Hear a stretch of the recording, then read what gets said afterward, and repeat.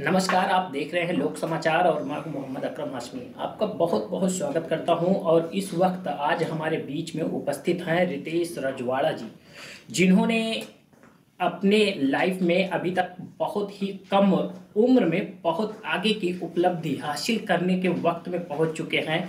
और लगातार कभी छात्र राजनीति से जुड़े, फिर छात्र राजनीति से निखर कर ये आगे बढ़े और बढ़कर फिल्म की दुनिया में पहुंच गए हैं।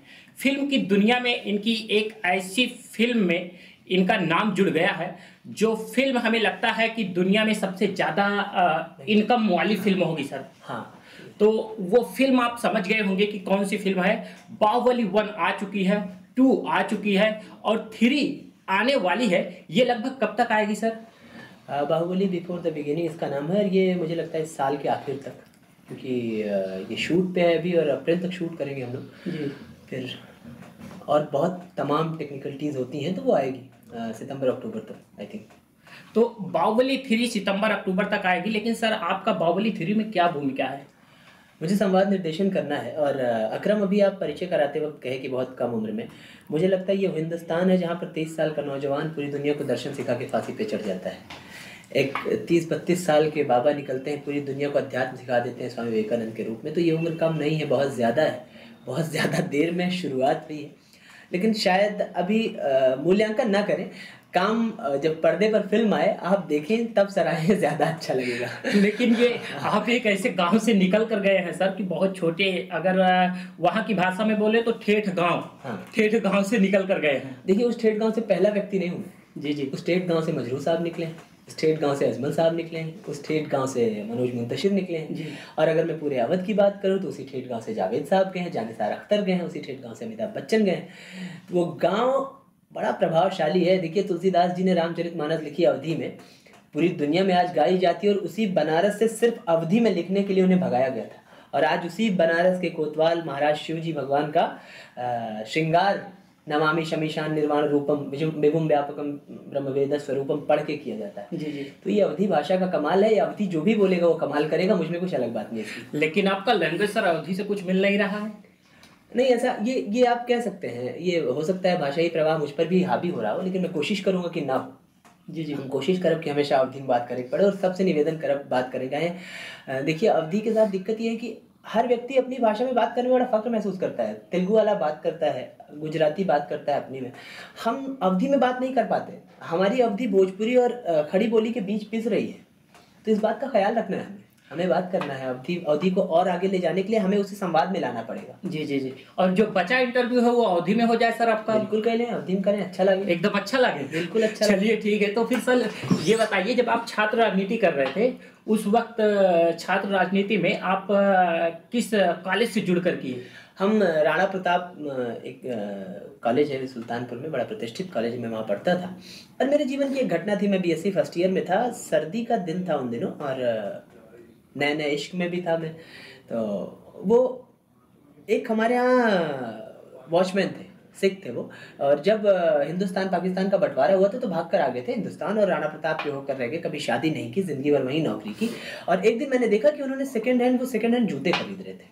उनके पास पैसे नहीं थे, तब इतना पैसा मेरे पास भी नहीं होता था। मोची ने उनसे पैसे नहीं लिए और वो जूता उन्हें दिया।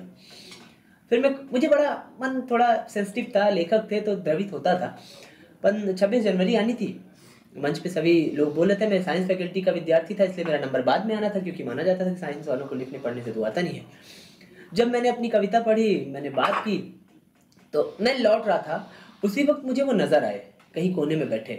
और 2-3 दिन पहले मैंने उनके बारे में और मालूमात हासिल की थी लोगों से। तो मैंने वहाँ बोला कॉलेज प्रशासन के खिलाफ कि भाई, सबका वेतन इतना इतना है और मैनेजमेंट के पास इतना पैसा है। एक व्यक्ति जो 85 साल की उम्र में, यहाँ उसका बोनस फंड खा लिया गया, कमरे से बाहर धकेल दिया गया, कम से कम उसके रहने खाने की व्यवस्था हम कर सकते हैं। तो वो एक घटना पे मेरे दोस्तों ने अप्रिशिएट भी बहुत किया, और उन्होंने कहा कि यार इसका बड़ा नुकसान भी हो सकता है, प्रैक्टिकल और तमाम सारी चीज़ों। खैर, उन चीज़ों में मैं नहीं जाऊँगा। लेकिन वो एक जो बात थी ना, वहाँ से लोगों ने शायद जुड़ना शुरू किया, और वहाँ से टेस्ट बदला, फिर छात्र राजनीति की तरफ अग्रसर हो गया। जी जी जी। अच्छा, ये जो लिखने का सर, संवाद का जो आपका राइटिंग का, लिखने का, फेसबुक पर भी आप बहुत चीज़ें लिख चुके हैं। ये लिखने का हुनर आपको कब से मालूम हुआ? कोई बताया आपको कि आप लिखते बहुत अच्छा हो? जैसे कभी किसी को कोई बोलता है कि आप बहुत अच्छा लिखते हो, बहुत अच्छा बोलते हो, तब उसको अपनी प्रतिभा याद आती है कि मैं ये कर सकता हूँ। आपके साथ ऐसा हुआ? हाँ, ऐसा हुआ। देखिए लिखना पढ़ना चालू था, लिखते थे। एक हमारे बड़े भाई हैं दीपक सिंह जी। मैं उन्हें इतना ही जानता था कि वो सामने मिलते थे, मैं प्रणाम कर लेता था। मैं उन्हें बहुत अच्छे से, हमारी इंटीमेसी बहुत अच्छी नहीं थी, खराब भी नहीं थी, पर हम थोड़ा एक अदब था। वो पहले व्यक्ति थे जिन्होंने मुझे ऐसे भीड़ से निकाला है। वो एक व्यक्ति फ़ोन करता है दोपहर में, कहता है कि आज फला चैनल पे तुम्हें जाना है। मैंने कहा क्यों जाना है? तुम्हें बात करनी है। मैंने कहा मैं नहीं जा सकता। नहीं, तुम ही जाओगे। मतलब इतना अधिकार थे। फिर वो चीज़ें उन्हीं को लगा कि मैं बोल सकता हूँ तो उन्होंने टीवी पे, और उन्हीं को लगा कि मैं फिल्मों में जा सकता हूँ तो उन्होंने मनोज मुंतशिर से मिलवाया। तो मुझे लगता है कि मेरे जीवन में दीपक भैया की वजह से वो जो उजाला हुआ है, वो पहले व्यक्ति थे जिन्होंने कहा कि तुम कर सकते हो। और फिर मनोज सर ने भी बोला, बहुत सारे लोगों ने बोला, लेकिन पहले व्यक्ति दीपक सिंह जी थे। और अगर बॉलीवुड में किसी हीरो का नाम लिया जाए तो उसमें आपका फेवरेट हीरो कौन सा होगा? सबके फेवरेट है अमिताभ बच्चन। हाँ हाँ, सबके फेवरेट अमिताभ बच्चन। तो अमिताभ बच्चन को क्यों पसंद करते हैं आप? देखिए जब भी उस व्यक्ति को देखिए किसी भी किरदार में, वो एक हीरो नहीं होता है, वो किरदार होता है। जिस वक्त आप विजय को देखते हैं तो आपको विजय नजर आता है। जिस वक्त आप देखते हैं बागबान में तो वो बूढ़ा बाप नजर आता है। पा में आप एक बच्चे को देखते हैं जो एक नॉर्मल है तो वो इस तरह से नजर आता है। वो अमिताभ बच्चन जी बड़ा कालजयी व्यक्तित्व है, और सबसे बड़ी बात कि हमारे अवध के हैं। तो मुझे लगता है कि वो अद्भुत आदमी है।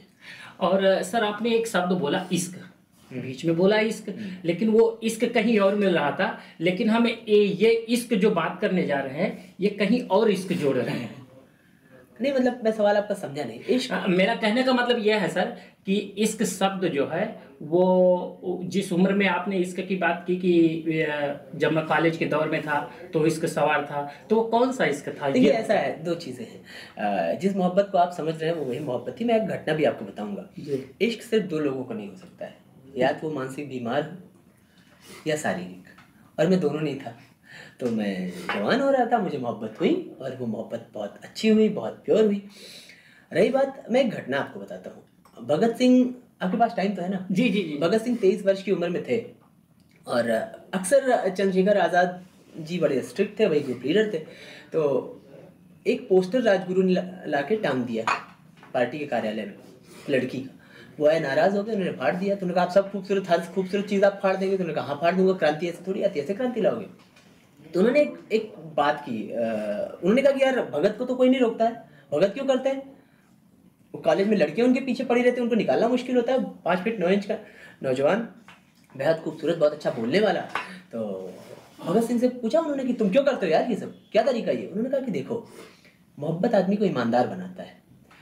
मेदिजिनी का उन्होंने उदाहरण दिया कि जो हार चुका था अपने देश की क्रांति के लिए, और उसकी महबूबा ने लास्ट वक्त उसे बोला कि अबे मतलब तुम ही तो थे जिसपे नाज था हमको कि तुम देश आज़ाद करा लोगे हमारा, और तुम ही हार के बैठ गए। फिर वो मेदिजिनी खड़ा होता है, अपना देश आज़ाद करा रहता है। जब हमारे 1857 में क्रांति की घोषणा हुई तो बहादुर शाह जफर साहब को सुल्तान घोषित किया गया, किसी के नेतृत्व में हम लड़ते हैं। तो जो उनके मौलाना थे, उन्होंने ओथ दिलाने के वक्त उन्हें कहा कि आप शपथ लीजिए कि इस मिट्टी को आप अपनी महबूबा की तरह इश्क करेंगे। तो वो नाराज़ हो गए। उन्होंने कहा कि मतलब ये मदरलैंड है, माँ कहते हैं, महबूबा कैसे चाह सकते हैं? तो उन्होंने कहा कि कोई अपनी माँ की याद में कपड़े नहीं फाड़ता है, रेगिस्तानों में नहीं टहलता है, धूल नहीं फाकता है। तो आज जो दौर है, आज जो ज़रूरत है देश की, आपको महबूबा की तरह इश्क करना पड़ेगा। तो मुझे लगता है इश्क अगर आप पॉजिटिवली ले तो बहुत अच्छी चीज़ है, और स्वीकारोक्ति होनी चाहिए। अगर मैंने इश्क किया है तो मुझे बोलना चाहिए कि किया है। जी जी। आप देख सकते हैं कि रितेश रजवाड़ा जी पूरी खुलासा कर दिए कि इश्क का कहाँ तक उपयोग किया जाता है और आखिर इश्क किस तरीके से किया जाता है। लेकिन एक और सवाल सर आपसे मैं आखिरी सवाल करना चाहता हूँ कि शादी हो गई सर, उसी इश्क पे कामयाबी मिली? नहीं, शादी अभी नहीं हुई है। और देखिए इश्क को शादी से जोड़ा जाए, और मैं इस पे कैसे कहूँ, लोगों की भ्रांतियाँ बहुत हैं। देखिए आज के ज़माने में समाज की जो सबसे बड़ी आवश्यकता है, जो 65% नौजवान हिंदुस्तान का, मुझे लगता है कि उसमें स्वीकारोक्ति का भाव आना चाहिए। हम शादी कर लें इस मुकम्मल, और इश्क को आप उसी नज़रिए से मत देखिए, उसी जाविये से मत देखिए। इश्क बहुत पाकीज़ा चीज़ है, वो आपके जीवन में जब तक रहती है आपको ईमानदार बना के रखती है। और ज़रूरी नहीं कि वो एक ही बार हो, वो कतील शिपाही कहते हैं कि सिमट सका न कभी ज़िंदगी का फैलाव, कहीं भी ख़त्म गमे आशिकी नहीं होता, निकल ही आती है कोई न कोई गुंजाइश, किसी का प्यार कभी आखिरी नहीं होता। तो अभी उम्मीद है देखेंगे। जी जी। तो लेकिन एक और सर कि अभी आप ये मनोज मुंतशिर जी का नाम लिया। मनोज मुंतशिर जी अभी कुछ ही दिन पहले एक बयान दिए थे कि उत्तर प्रदेश में कानून व्यवस्था बहुत ख़राब है, इसलिए यहाँ का जो हालात है इसलिए कि प्रोटेक्शन में नहीं मिल पाता है अभिनेत्री को, अभिनेता को। ये सब कहाँ तक सत्य है? ये सत्य है कि यहाँ का शासन बेकार है? नहीं, बेकार नहीं कहूँगा मैं। अगर एक दिन के लिए पुलिस हटा दी जाए तो हम समाज का हालत देख सकते हैं मैं उनकी कार्यशैली पर। हाँ, प्रतिशत त्रुटि हर जगह होती है, कहीं थोड़ी ज़्यादा होगी, कहीं थोड़ी कम होगी। सरकारों की निष्ठा पर भी कई बार चीज़ें डिपेंड करती हैं कि आप किस तरह से फ्रेम करते हैं। रही बात मनोज मुंतशिर जी के बयान के, तो मैंने ये बयान सुना नहीं है। हाँ, अगर उन्होंने कहा होगा तो कभी कहीं सुरक्षा में चूक हुई होगी। हाँ, एक बात ज़रूर है, हम अगर आपको अच्छा नहीं कह रहे हैं तो इसका ये मतलब नहीं कि हम ख़राब कह रहे हैं, लेकिन आपको अच्छा होना चाहिए। क्या कारण है कि आज हैदराबाद में जाके पूरी फिल्म इंडस्ट्री एक जंगल में शूट करती है 22 किलोमीटर की फिल्म से? क्या उत्तर प्रदेश जो दुनिया का सबसे, अगर आबादी के हिसाब से देखें तो मुझे लगता है 5वां 6वां देश होगा। हम यहाँ क्यों नहीं बना पा रहे हैं? हम निर्माण क्यों नहीं कर पा रहे हैं? हम क्यों नहीं? दुनिया सबसे प्यारी भाषा हमारी है अवधी, सबसे अच्छे लोग हमारे इंडस्ट्री जिन पर चले, अमिताभ बच्चन हमारे हैं, जावेद अख्तर हमारे हैं, मनोज मुंतशिर हमारे हैं, मजरूर साहब वहाँ पे हमारे रहे, बहुत सारे एक्टर्स यहाँ पे हैं, बहुत सारे लोग यहाँ के हैं जो वहाँ काम कर रहे हैं। तो उनके कहने का मतलब ये था कि हम एक ऐसा खूबसूरत माहौल तैयार करें, एक ऐसी बेहतरीन व्यवस्था बनाएं कि लोग यहाँ आएँ, लोग यहाँ फिल्में शूट करें। उनके कहने का ये मतलब नहीं था कि चीज़ें खराब हैं, उनके कहने का मतलब ये था कि इन चीज़ों को और भी बेहतर किया जा सकता है, करना चाहिए इनफैक्ट हमें, कि हम दुनिया को भुला सकें यहाँ पर। आज हमारे साथ में देख सकते हैं कि जुड़ चुके थे रितेश रजवाड़ा जी। बहुत बहुत धन्यवाद है रितेश रजवाड़ा जी का, जो लोक समाचार से जुड़े हुए हैं। आपका बहुत बहुत धन्यवाद है सर। और मुझे भी बहुत अच्छा लगा आपसे बात। और मैं उम्मीद करता हूं कि भविष्य में फिर आपके जो प्रतिभा है, हुनर की बदौलत जो आप आगे बढ़ रहे हैं, इस हुनर के बदौलत जब आप और ऊंचाइयों तक पहुंचेंगे तो फिर लोक समाचार को एक बार याद करेंगे। बिल्कुल। गालिब साहब का एक शेर है कि देखिए, पाते हैं उशाक बुतों से क्या फैज़, एक ब्राह्मण ने कहा था ये साल अच्छा है। तो 2019 का इंतज़ार कर रहे हैं कि हो सकता है साल बहुत अच्छा हो, आपकी दुआएं लगे तो बिल्कुल आप तो मेरे घर के हैं, अच्छा लगेगा। जी जी। और एक और शायर हमको याद आ जाता है कि कई बार जब कहीं से लगातार लोग फेल होते हैं, आप पॉलिटिक्स से पीछे हुए, इससे थोड़ा सा कमजोर, पॉलिटिक्स से पीछे नहीं हुए, मतलब पॉलिटिक्स की लाइंस को चेंज किए। इस पर याद आता है कि गर्दिश माहौल का मारा नहीं हूँ और मैं कोई डूबता सितारा नहीं हूँ, अभी तो मेरे 2-4 मोहरे ही तो पीटे थे, अभी मैं बाजी हारा नहीं हूँ। ये आप इसके लिए आपके साथ ये बहुत बेहतर होगा, क्योंकि अभी आप उस पर बाजी हारे नहीं है। नहीं, देखिए मेरा पॉइंट ऑफ व्यू बड़ा साफ है। पॉलिटिक्स से मैं पीछे नहीं आया हूँ। देखिए, मास मीडियम वो भी था, वहाँ भी हम दुनिया से बात करते थे। मैं 9 साल रहा, मैं 2 साल स्टूडेंट राजनीति में रहा, 3 साल, और उसके बाद मैं यूथ कांग्रेस में रहा। मैंने संघर्ष बहुत किया, मैंने वो दुनिया देखी है। बात करने का तरीका बदला है मैंने। अब शायद मैं उस जगह पे हूँ जहाँ ज़्यादा सुनी जाएगी बात। मन के आज की दिक्कत क्या है? आज का नौजवान बात नहीं कर पा रहा है, वो अपनी बात, हम इस बात के लिए पीछे हटते हैं कि हमारी सरकारों को ये लगने, वो उनके घोषित करने से हम देशद्रोही नहीं होते हैं। सरकारें हमारी हैं, हमने वोट दिया नहीं दिया हमारी, और हम सवाल करेंगे, हम घर के हम आपसे कहेंगे कि स्कूटर में पंचर क्यों है। मुझे बोलना चाहिए। मुझे लगता है कि नौजवानों को ज़ुबान खोलनी चाहिए, उन्हें बात करनी चाहिए। वो फैज़ साहब है कि बोल के लब आज़ाद है तेरे। और रही इश्क की बात, तो इश्क को भी मैं हारा नहीं मानता। मतलब ऐसा नहीं है कि मैं निराश हूँ उन चीज़ों से। वो ठीक है, एक वक्त रहा, एक वक्त गुजरा और बड़ा खूबसूरत। मेरी अगर हम दुनिया अपनी ज़िंदगी को ऐसे पार्ट में काटेंगे कोई भी, कि 10-10, 20-20 साल के, तो वो 10-15, वो 8-9 साल बड़े खूबसूरत है मेरी ज़िंदगी के। और मैं उन्हें कतई गाली नहीं देता, मैं बड़ा इश्क करता हूँ, आज भी उन्हें बड़ा दिल से लगा के रखना चाहता हूँ। तो मैं हारा नहीं। आप देख सकते हैं रितेश रजवाड़ा जी ने अपनी बड़ी खुलासा आज लोक समाचार से किए हैं, इसके लिए बहुत ही शुक्रगुजार हैं, इनका शुक्रिया अदा करते हैं अपनी लोक समाचार की टीम से।